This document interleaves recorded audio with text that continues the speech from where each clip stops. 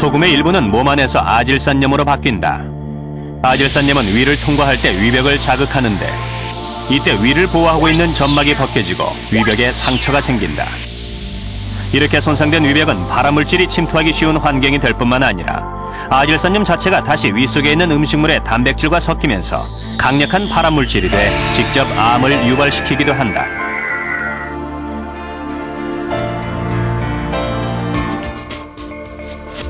소금이 위의 보호막을 벗겨내는 것은 장어를 통해서도 알 수 있다.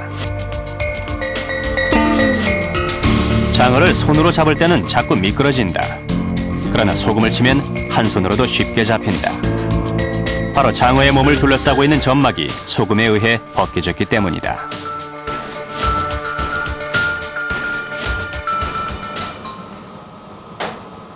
연구진은 소금이 위암을 일으키는 또 다른 원인도 밝혀냈다.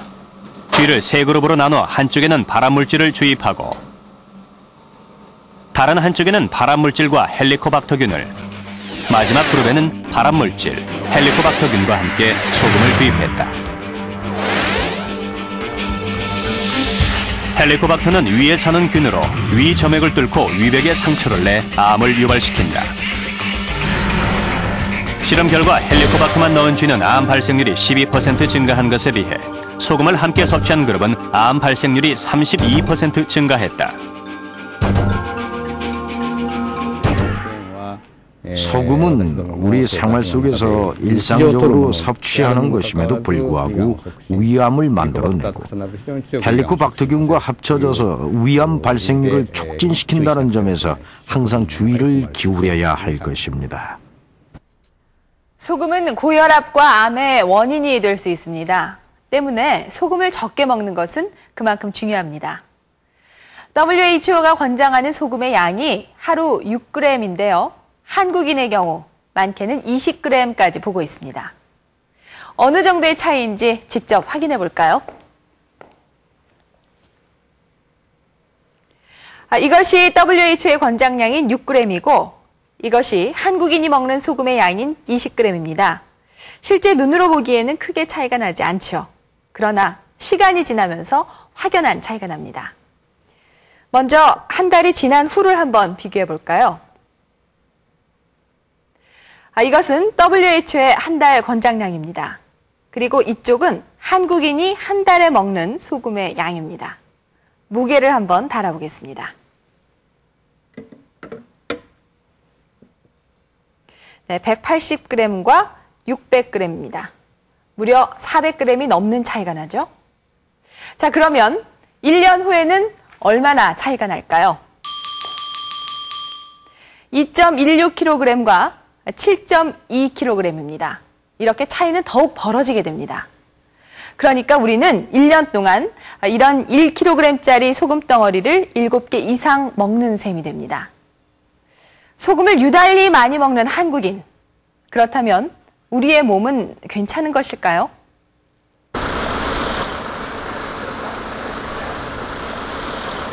이 소금은 짜게 먹는 식습관은 우리의 건강에 어떤 영향을 미칠까? 일단은 이쪽 이 순서대로 이렇게 평소 짜게 먹는 사람 10명과 싱겁게 먹는 사람 10명을 모집해 건강 상태를 측정했다. 체크도 해드린다고 하니까 쌀, 현미, 어느 정도 드셨어요? 먼저 참가자들의 지난 24시간 동안의 식단을 조사해 일일 소금 섭취량을 측정했다. 취나물 무침이에요? 네. 조사 결과 두 그룹의 하루 평균 소금 섭취량은 약 6g 정도의 차이를 보였다. 그렇다면 짜게 먹는 그룹의 위 건강 상태가 정말 좋지 않을까? 위는 12장은 깨끗하고요. 어깨 힘주시고요. 손 천천히 쉬세요. 위는 어떻습니까? 두 그룹 모두 위암 같은 심각한 질환은 발견되지 않았지만 약간의 차이를 보였다. 짜게 먹는 그룹의 참가자들에게서 위염의 증상이 더 많이 나타난 것이다.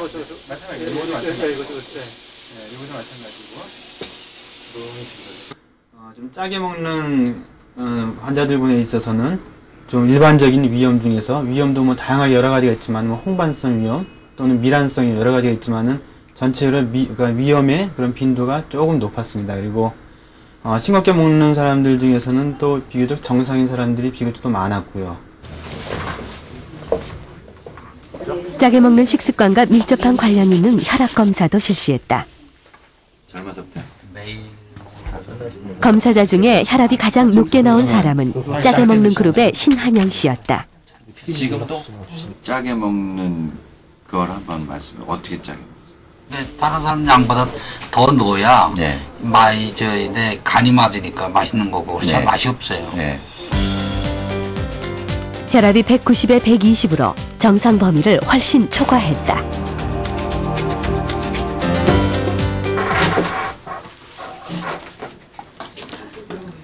짜게 먹는 그룹의 참가자 조혜림 양도 위험군에 속하는 혈압을 기록했다. 짜게 먹으니까 얼굴 붓고 네. 또 여드름이 심하게 나고 네. 그다음에 전체적으로 이게 심장이 너무 갑자기 뛰고 수축기 혈압이 140으로 18살의 나이에 비해 매우 높았다. 혈압 검사 결과 싱겁게 먹는 그룹의 평균 혈압은 정상치였지만 짜게 먹는 그룹은 혈압이 160에 97로 병적인 고혈압 수준이었다.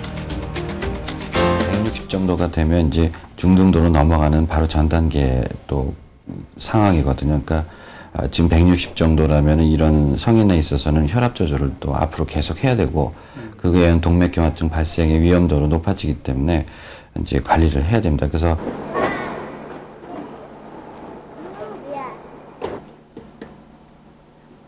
짜게 먹는 그룹의 참가자 중 높은 혈압을 보였던 조혜림 양.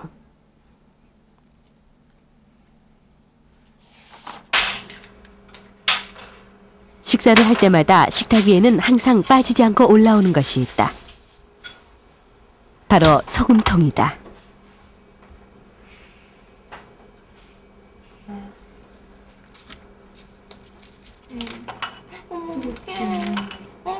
왜 이렇게 눌려요?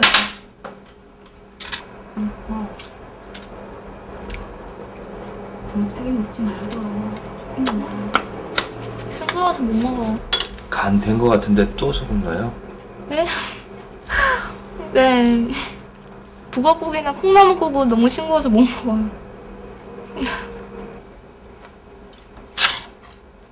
짠 음식을 좋아하는 식성 탓에 조혜림 양은 엄마가 해준 음식에 따로 간을 더해 먹는다.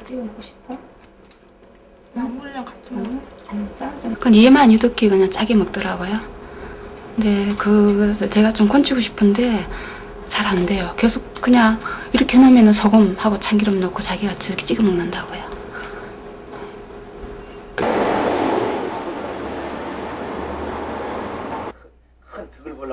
또 다른 참가자 이혜영 씨.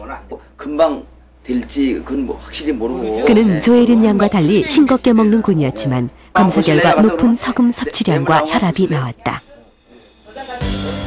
일일 소금 섭취량이 17g으로 짜게 먹는 그룹의 평균 소금 섭취량과 비슷했다. 왜 이런 결과가 나온 것일까? 문제는 외식이었다. 그 문제를 어떻게 하실 거예요? 법정 요금에 대한 건 써주셔야 되니까. 그래도 그만큼 자기가 부동산 중개업을 하는 이혜영 씨는 직업의 특성상 하루 2끼 이상을 외식으로 해결하고 있다. 여러 사람들의 입맛에 맞추다 보니 밖에서 먹는 대부분의 음식은 맵고 짠 것이 대부분이다. 소금 섭취량도 자연히 높아진다. 싱거운 음식을 좋아하는 편이지만 밖에서 식사를 하면서 자신의 식성에 맞추기가 쉽지 않다. 식당에 오면 내가 싱겁게 해달라고 얘기를 하는데 또 맨날 얘기하고도 그렇잖아요. 그러니까 주는 대로 먹는 편인데 좀 짜다고 느껴집니다. 식당 음식이. 이혜영 씨가 외식을 통해 섭취한 한 끼 소금량은 과연 얼마나 될까? 취재진은 실제로 먹은 음식을 수거한 뒤 한국식품개발연구원을 통해 소금량을 분석해 보았다. 분석 결과 이혜영 씨는 하루 소금 섭취 권장량 6g보다 많은 양을 한 끼에 섭취하고 있었다. 외식의 염도가 얼마나 높은지 조사하기 위해 직장인들이 많이 찾는 소문난 식당을 중심으로 소금 함량을 조사했다.